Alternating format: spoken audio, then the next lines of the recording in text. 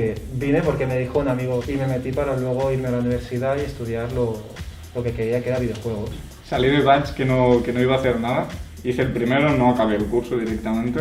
Venía aquí a Bemen con ilusión de estudiar, de aprender, porque sentía que era diferente a la ESO. Aquí el profesor, no sé, me ha dado la sensación de que es más cercano. Me han enseñado que las cosas son complicadas, pero no por ser complicadas son tampoco muy difíciles de aprender. Se han dedicado más a fijarse en que los alumnos realmente lo aprendemos, no de lo sabemos para el examen y luego ya nos olvidamos.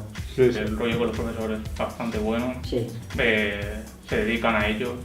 Sí, toma su tiempo para todo. Para nosotros. Que se han centrado en que nos lo aprendamos.